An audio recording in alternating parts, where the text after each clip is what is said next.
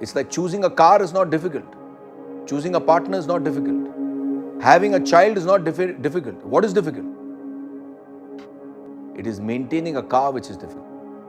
Buying a house is not difficult. It is maintaining a house which is difficult. So anything in life you choose, but you must understand, do I have the capacity to maintain that? And maintaining a partner only comes with, what can I do for my partner? How can I serve my partner?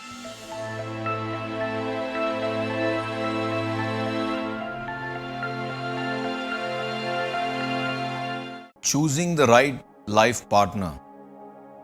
Now, it's interesting that you're asking me this question and you're not asking this question to an animal. Now, you must understand that only human beings have a choice of action. Therefore, you're asking a human that, sir, how is it that one chooses a partner? Animals don't have this problem. You won't take this sheet or you won't ask this question to a tiger or a buffalo or a giraffe or a rabbit. You want to go out to a rabbit and say, what about your partner? How will you find your partner? Because their lives are preset. They have a chip in them whereby they automatically, seamlessly move throughout their lifetime.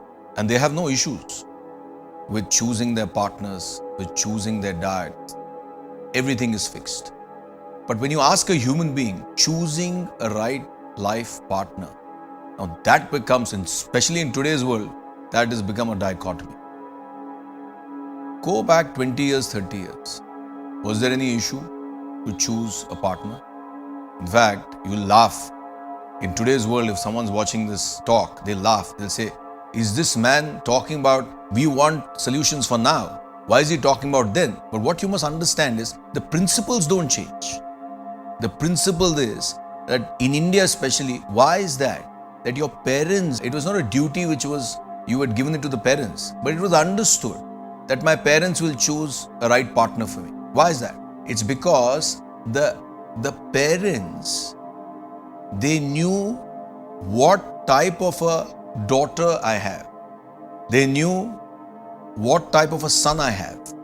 Their mental makeup, the way they thought, the way they manifested their emotions, a total character, number one. Number two, they also, again I said, in India, they also tried and matched their religion, their caste, their way they were to get a suitable partner from a similar religion, from a similar gotra as it were, from a similar way of life. Why is that? So that the things would be smooth. You don't have to waste time in inculcating another culture. There's nothing wrong in inculcating another culture. But please understand, it is difficult. People say, in the name of love, I can take up any culture. That's fine. But when you actually go and start living that life, you will find that there are so many duties, there are so many rituals you have to follow, there are so many behavioral patterns you got to follow, that it seems as though you are a foreigner in the wonderland.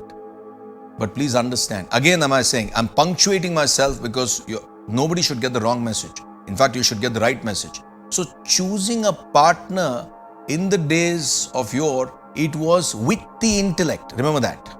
The intellect is that faculty, the intellect is that capacity in a human being which allows you to think, which allows you to make choices.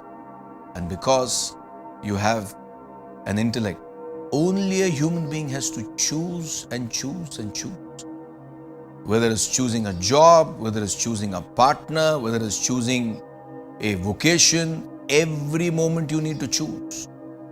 So you kind of delegated that duty and you were okay with that to your parents to say, find out, choose someone rightful. And all the marriages, take the divorce proportion, take the divorce rate. What was the divorce rate 20 years, 30 years back? What is the divorce rate now? We need, sir, I know a guy who says, sir, he's still not married. I don't know whether he's married. 26 times broken his engagement. 26 times. So his father went and asked him one day, "Arey bhai, we are looking for a partner for you. Now you going on saying no, no, no. What type of a girl you want?" He said, "Papa, I want a girl, such a girl, the moment I see the girl, I'll faint." So the father said, "You will faint." So father did not say, "You're such a character. The moment the girl sees you, every girl is fainting." So how much fuss you make about choosing a partner. So when you choose a partner with the intellect, how do you choose? See, a common line today I hear, "Sir, I have found a partner." I said, "Yes? Oh, great, fantastic. Oh, sir, I have found a partner who's exactly like me. Both of us have similar likes. Both of us have similar interests. Both of us have similar tastes, everything similar. And we love to do the same things." When? Before marriage. After marriage, what happens? I'm asking you all, what happens after marriage? Everything changes. So there is no such thing. Learn this today. There is no such thing as similarity is not congruity. You could have similar interests, but it's not the same. So two individuals, you must understand that because of emotion, because of the uncertainty to get a partner, you may find that you may find an area in you that now I have not conquered my husband. The husband says, "I have not conquered this lady as my wife." So there is uncertainty, and that uncertainty makes everything interesting. And you believe you sacrifice, but there is no sacrifice as such. It's only till you get that. Once you get that partner, once you marry, what you must understand is you don't marry a person's looks. You don't marry your husband's body. Oh no. So I'll marry a guy who has a six-pack. What happens after marriage? Packed up. I'll marry a girl who's like a model. What happens after? She becomes like this. Maybe she'll become like that. Maybe she won't become like that. But what happens that? So you don't marry a person for a person's body or the person's body. You don't marry a person for the person's knowledge. You marry a person for the person's overall character. Because after 6 months, 8 months, 1 year of marriage, what you live with the person is the person's character, is the person's culture, is the person's wisdom. You live with that. So when you have to choose your partner, please understand, there is no harm in whoever you marry, however you marry. But what you must understand is, are you able to relate to that individual? Are you able to make that individual happy? See, what you must understand is that is very difficult. Not then, now, even then. But then, I'm talking about 20 years, 30 years, 40 years back. The families made the girl who was coming into your house made her feel as though it was her daughter. It was their daughter. Now, you find, so it was very easy for the person to gel in. But today, you find that you must have empathy.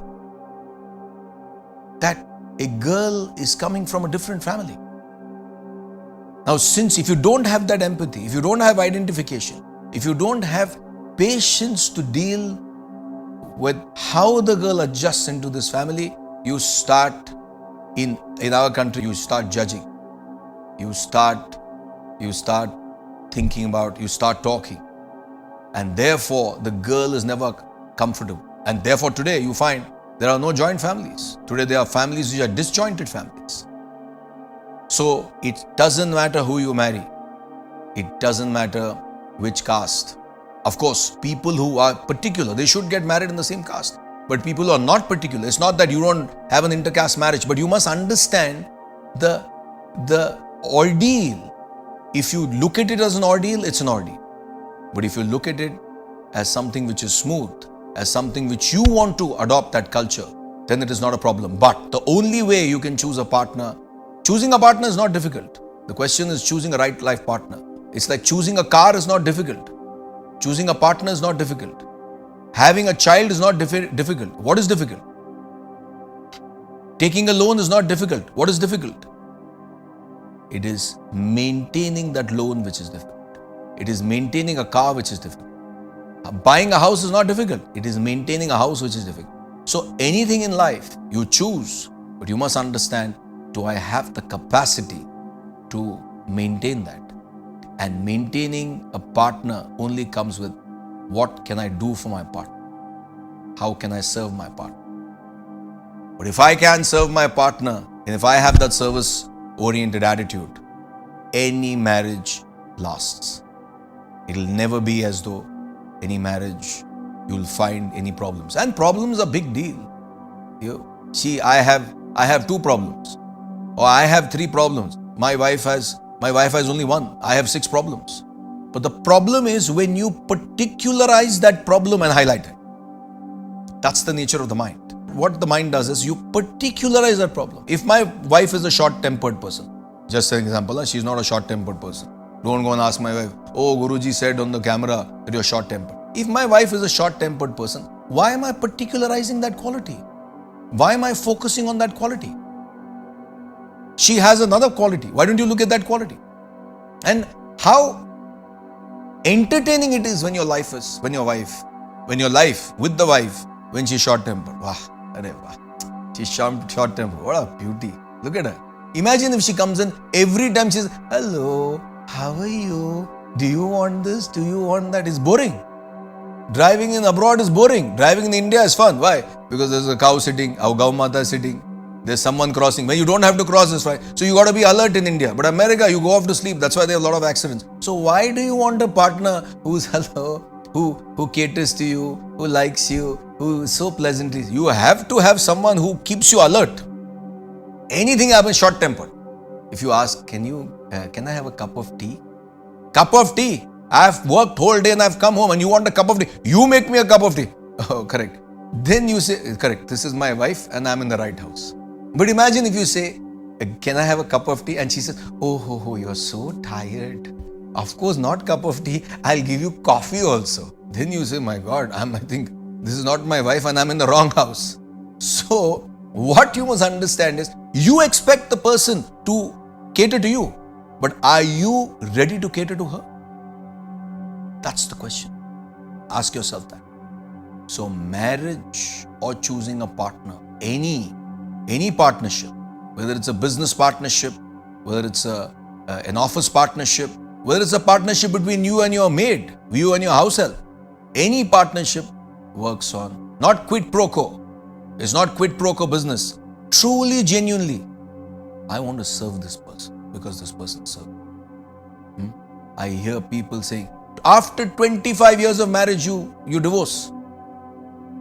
I don't have solutions. I have a solution, but they don't have solutions because they go to people who have no solutions. Marriage counselor, all the marriage counselors come to us because they are thrice divorced. After 25 years of marriage, you divorce. That lady, however, she could be a devil, or the husband could be a devil. He served you for 25 years and you divorce. So, learn this. Vedanta says that Vedanta philosophy is the only philosophy, he says, doesn't matter who you choose. The moment you choose, it teaches you how to maintain that relationship, how to service that relationship. And that can be serviced only if you have the intellect functioning and not the mind. The mind has gained alarming proportions. Your selfishness, greed. You want your partner to give you, if you forget, see, I asked the guy one time, how is it that you remember your wife's birthday? Anything he forgets, but his wife's birthday, he never forgets. I asked him once, how is it that you remember your wife's birthday? Anything you forget, but this you remember? He said, sir, don't tell her. One day I forgot. Every year she reminds me. One day he forgot his wife's birthday. One year he forgot his wife's birthday. Thereafter, every time she reminds him, what? Last year you forgot my birthday. In 2014 you forgot my birthday. Even 2020 she says, 2014 you forgot my birthday. That I'll never forget. Don't think. Don't come up with gifts. I know you. That one thing you forgot. So, today, relationships are based on what gifts you give. Whether you say, I love you, baby. Whether you say, I love you, you love me. All that can go on. But don't forget, a relationship lasts only when you think of, what can I do for this lady? And the lady thinks of, what can I do for this man? So how to choose a partner? Choosing a right partnership is based on analysis. You get the data, you get the analysis, you study it and come to a conclusion. Because you got to decide. Otherwise, if you don't decide, all your life will go. Till I know a man who got married at the age of 63. Why? Thinking, no, sir, I'm choosing. 63 you will get married. You will get married, but what's the point? Life is gone. So therefore you need to choose. But before choosing, get everything together. But with the intellect, make a choice. But what you must understand is, when you are with Vedanta philosophy, it teaches you how to maintain that relationship until you are with that partner. So choosing the partner is with the intellect, never the